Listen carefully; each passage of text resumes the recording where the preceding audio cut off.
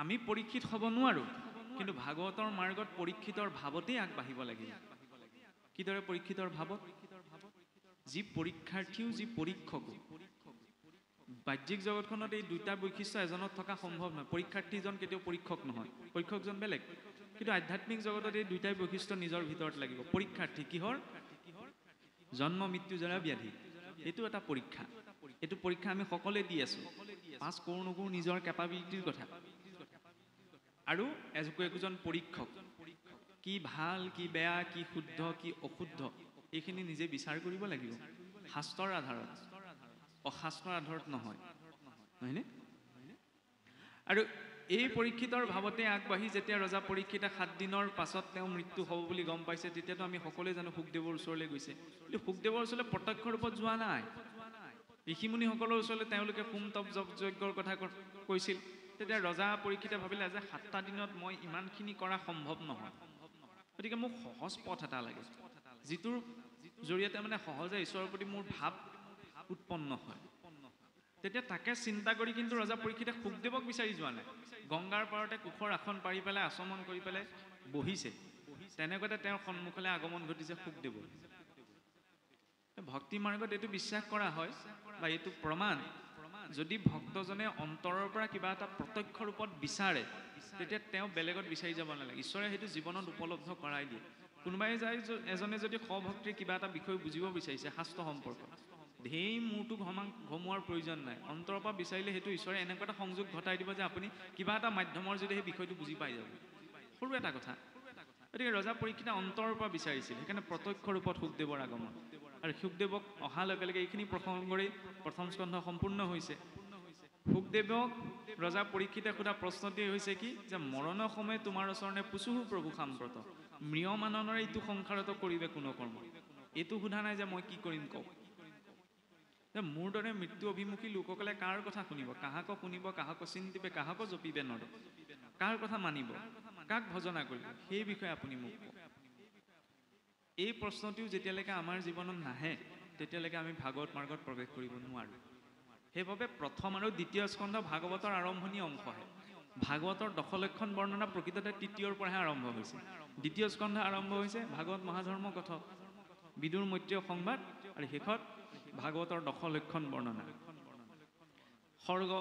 সৰ্গ মানে হৈছে ঈশ্বৰৰ বৈকৃত সৃষ্টি, ঈশ্বৰে কিদৰে সৃষ্টিখন নিৰ্মাণ কৰিলে, তত্ত্বসমূহ কিদৰে সৃষ্টি হ'ল।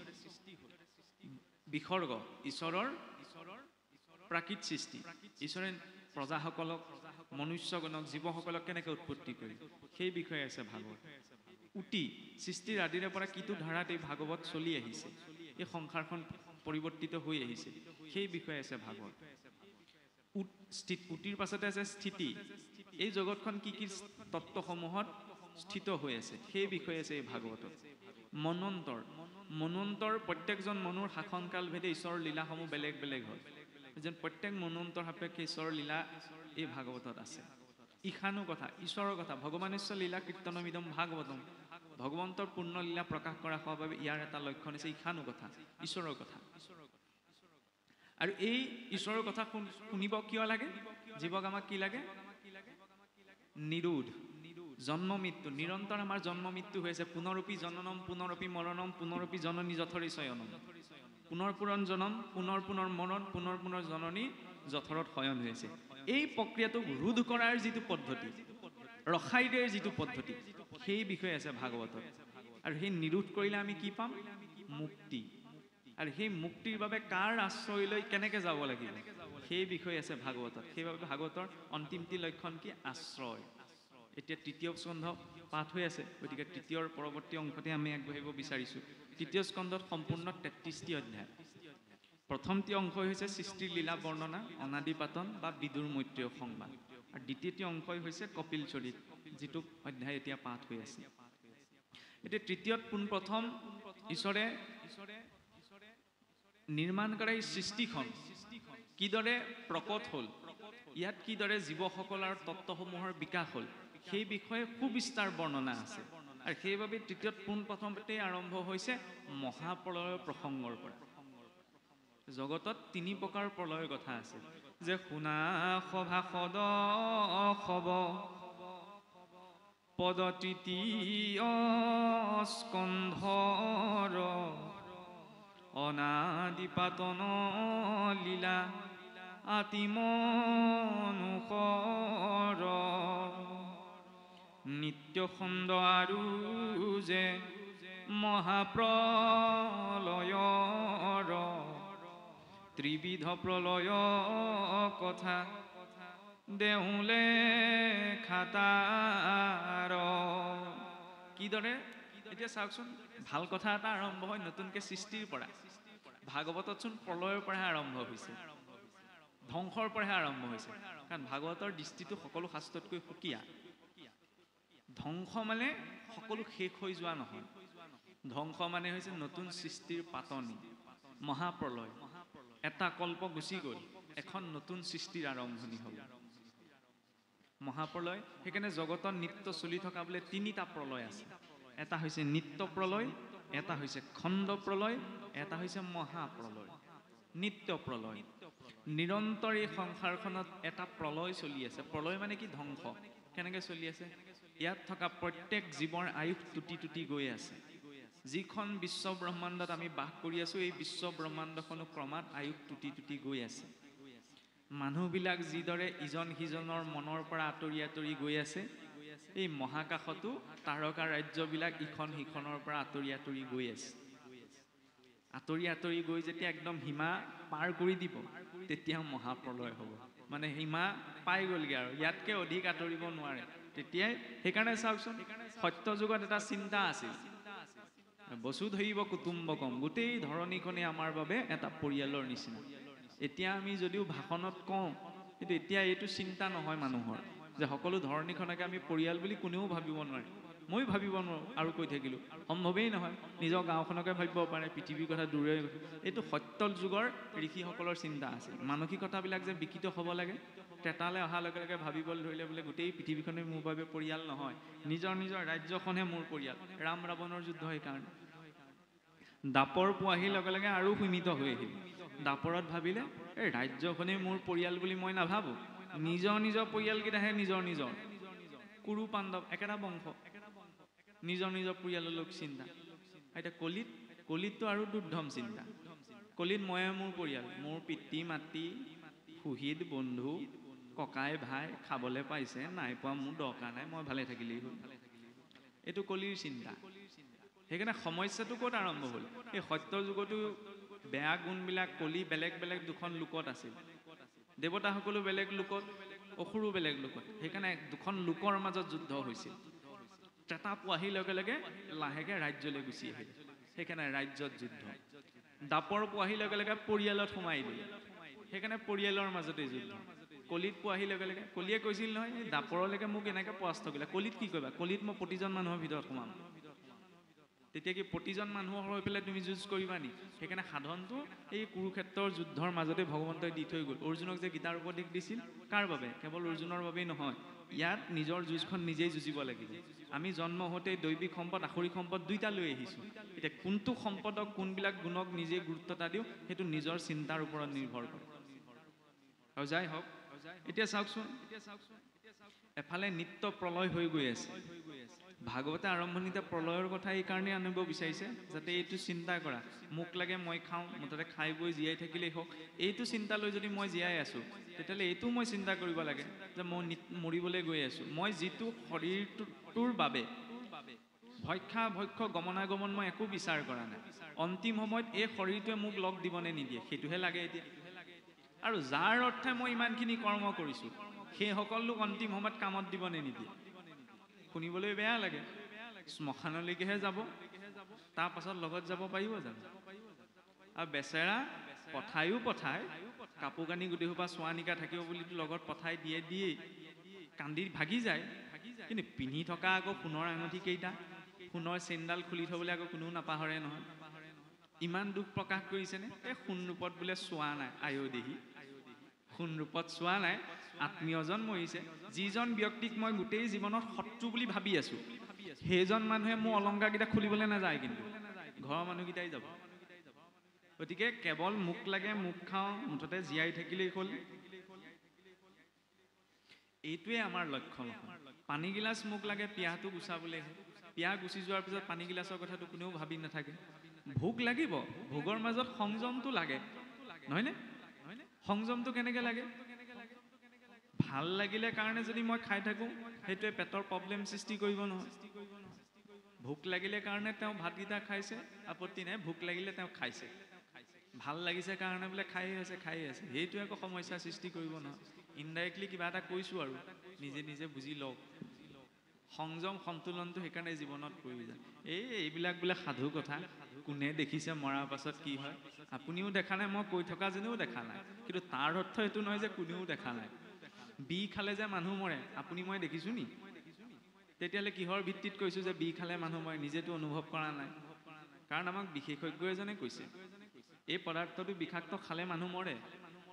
ভৌতিক জগতৰ বিশেষজ্ঞজনৰ কথাকে যেতিয়া আমি মানি লৈছো পদাৰ্থ এটা বিচাৰৰ ক্ষেত্ৰত, যিসকল ঋষিমুনি মহাপুৰুষে ইমানখিনি কষ্ট কৰি পেলাই এইখিনি তথ্য আমাক দি থৈ গ'ল, তেওঁলোকৰ কথাত শংকা কৰাৰ প্ৰয়োজন আছে জানো? নাই। কিন্তু এতিয়া এনেকুৱাও প্ৰৱণতা দেখা গৈছে, ভগৱান কৃষ্ণৰ নামকৰণ কোনে কৰিছিল বাৰু? মহৰ্ষি গৰ্গই, নহয়নে?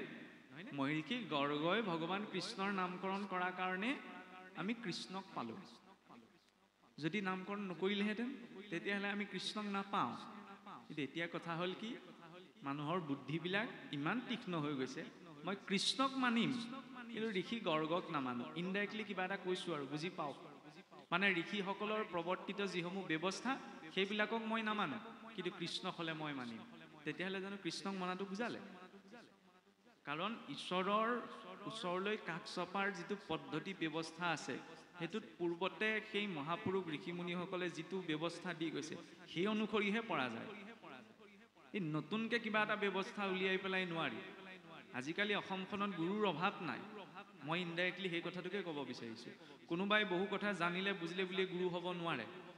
আপোনাৰ প্ৰতি মোৰ এইটো ব্যক্তিগত শ্ৰদ্ধা আছে, এইটো কথা বেলেগ, যে তেখেতক মই গুৰু সমান জ্ঞান কৰোঁ, এইটো ব্যক্তিগত শ্ৰদ্ধাৰ বিষয়। শাস্ত্ৰীয় মাৰ্গত সকলো গুৰু হ'ব নোৱাৰে, এইটো কোনোবাই বেয়া পালেও উপায় নাই। কিয় নোৱাৰে? মই বহু কথা জানিলো বুলি মই গুৰু হ'ব নোৱাৰো, মোৰ ওপৰত আজ্ঞা নাই নহয়। মোক কোনে আজ্ঞা দিলে?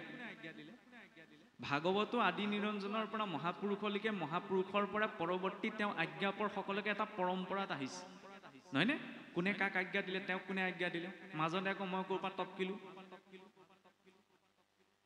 সামাজিক ব্যৱস্থাটো পূৰ্বতে ভগৱন্তয়ো স্বীকাৰ কৰি গৈছে। কেনেকে? লক্ষ্মণ যেতিয়া এই আপোনাৰ মেঘদূতৰ বা মেঘনাদৰ নাগপাশত বন্দী হৈছিল, ৰামচন্দ্ৰটো ঈশ্বৰ আছিল, তেতিয়াই জীয়াই দিব পাৰিলেহেঁতেন, নাই দিয়া নহয়। কি কৈছে বোলে? বেমাৰত পৰিছে, সেইকাৰণে চিকিৎসক কোন হৈছে, তাকো শত্ৰুৰ গৃহৰ পৰা সুখেন বৈদ্য চাই চেক কৰি পেলাই কৈছে বোলে এওঁক জীয়াবলৈ সঞ্জীৱনী ঔষধ লাগিব, আনিবলৈ হনুমন্তক পঠিওৱা নাই জানো? এতিয়া বেমাৰত পৰিলে ডক্টৰৰ ওচৰলৈ যাব লাগে, সেই কথাটো ভগৱন্তয়ো স্বীকাৰ কৰি গৈছে। এতিয়া আকৌ এনেকুৱা কিছুসকল ওলাইছে ন, এইবোৰ কৰি লাভ নাই, মই আশীৰ্বাদ দি দিছোঁ, মই আমুক দিছোঁ, তোমাৰ ভাল হৈ যাব। সোধকগে বোলে ধৰ্ম আপুনি কেনেকে? মই সপোনত পাইছোঁ। মহাপুৰুষ শংকৰদেৱ, মাধৱদেৱ, দামোদৰদেৱ, হৰিদেৱ, অনিৰুদ্ধদেৱ, গোপাল আতা হওক, যিমান পুৰুষোত্তম ঠাকুৰ, চতুৰ্ভুজ ঠাকুৰ, এইসকল মহাপুৰুষৰ কাহিনীও ক'তো কোৱা নাই যে মই সপোনত ধৰ্ম বস্তু পালোঁ। এতিয়া তেতিয়াহ'লে এনেকুৱা কোন গুৰু ওলালে যে সপোনত ধৰ্ম বস্তু পাই গ'ল? মই কাকো ব্যক্তিগতভাৱে আক্ৰমণ কৰিব বিচৰা নাই, কিন্তু আমাৰ মানুহখিনি স্পষ্ট হোৱা প্ৰয়োজন। যাৰে তাৰে ওচৰত গুৰুৰ আশ্ৰয় কৰিবলৈ যোৱাটো উচিত নহয়। সেই গুৰু শাস্ত্ৰ অনুৱৰ্তী হ'ব লাগিব, সেই গুৰুৰ শাস্ত্ৰীয় পৰম্পৰা থাকিব লাগিব। কোনোবাই ক'লে বুলিয়ে, জানিলে বুলিয়ে আজি কথা ক'লে এনেকুৱা হয় যে চাবচোন, কোনোবাই ব্যক্তিগত গুৰু হ'বলৈ হ'লে নিজকো তৰাব লাগিব, আনকো তৰাব লাগিব। কম ডাঙৰ কথানে?